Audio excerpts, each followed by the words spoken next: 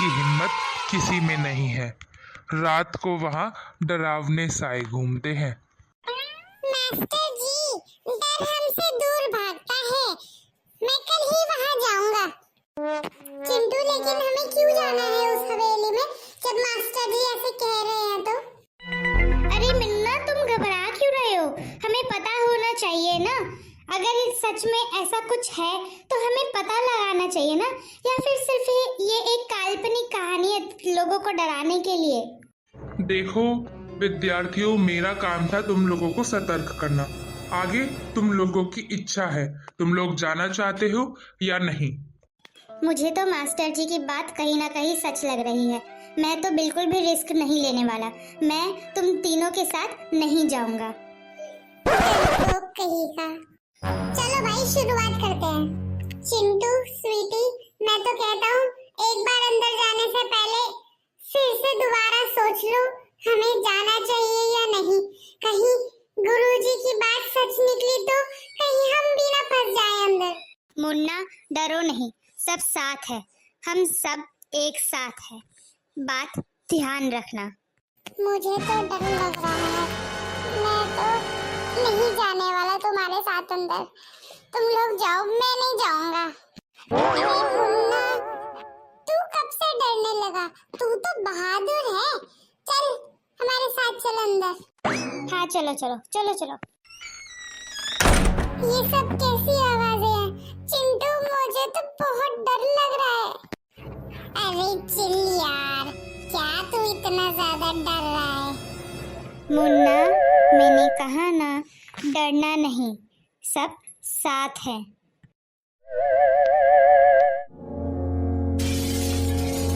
चिंटू, देख तो जरा, ये कैसी आवाज आई? कोई है उधर? चिल कर मुन्ना, मैं देखता हूँ, डर मत। तुम बच्चे इस भूतिया हवेली में क्यों आए हो? मैं नहीं आया, मैं नहीं आया। ये चिंटू और स्वीटी मुझे जबरदस्ती यहाँ लेकर आए। हमें माफ करना भूतिया साहब, हमें माफ करना। हम तो बस यूं ही बचपने में आ गए थे। हम बस बचपने में ऐसे ही आ गए इधर देखने के लिए, खेलते खेलते। हम बस देखना चाहते थे कि सच में ऐसा भूत जैसा कुछ है या फिर सिर्फ डराने वाली कहानी है। सॉरी, माफ करना हमको। अब देख लिया ना कि यहाँ कौन रहता है। चलो अब अपने अपने घर को वापस चले जाओ अगर जिंदा जाना चाहते हो तो। हाँ, हम चले जाएंगे वापस। अरे भोला भैया, इन बच्चों को तो मत डराओ, इनका क्या दोष है? कमला भाई, ये बच्चे फिर इतनी अंदर तक आए कैसे? तुम रुको, मैं इनसे बात करती हूँ। कमला बाई, आप? और ये भोला भैया है? हाँ स्वीटी बेटा, ये भोला भैया है। लेकिन आप लोग अगर यहाँ रह रहे हो तो ये भूतिया वाली कहानी, इसका मतलब बिल्कुल झूठ है। दरअसल बात कुछ ऐसी है कि इस हवेली में हमारे पुरखों का खजाना छुपा है और उसको चोरी करने के लिए बहुत बार लोग आ चुके हैं और सामान लेकर जा चुके हैं। तो उस चोरी से बचने के लिए और अपनी पुरखों की अमानत सुरक्षित रखने के लिए हमने यह कदम उठाया। हाँ, कमला बाई बिल्कुल ठीक कह रहे हैं। अपने पुरखों की अमानत को सुरक्षित रखने के लिए हमने यह भूतिया अफवाह फैलाई ताकि यहाँ पर कोई ना आ सके और हमारी पुरखों की अमानत सलामत रह सके। देखा स्वीटी, देखा चिंटू, मैंने तो पहले ही कहा था यहाँ कोई भूत जैसा प्राणी नहीं है। चुप कर जा मोटे, तू तो सबसे ज्यादा डर रहा था अंदर आने से। आप चिंता मत कीजिए कमला भाई, हम आपका सीक्रेट ही रखेंगे। हम किसी को नहीं बताएंगे जो भी हमने यहाँ पर देखा और आपसे बात करी।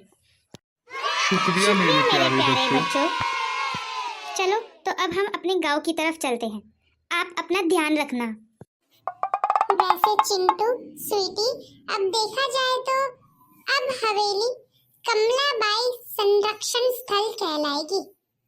हाँ मुन्ना, तू सही कह रहा है। बहुत अच्छा, सचमुच बहादुरी और समझदारी दोनों जरूरी है। मुन्ना, स्वीटी, जैसे कि हमने वहाँ पर देखा हवेली में हमारी जो भी बात हुई भोला भैया और कमला बाई से, वो सिर्फ हम तीनों में ही रहनी चाहिए। यही हमारी समझदारी होगी, ताकि उन लोगों का पुरखों का सोना भी सही सलामत रहे और उनके यहाँ कोई चोरी ना हो। तो हम स्कूल में भी गुरुजी को भी ये बात नहीं बताएंगे और ना ही अपने संग साथियों के छात्रों को बताएंगे। हाँ चिंटू, तू बिल्कुल सही कह रहा है। हाँ चिंटू, यही हमारी समझदारी और बहादुरी है। Thank you for watching. If you like our video, then please like, subscribe and share.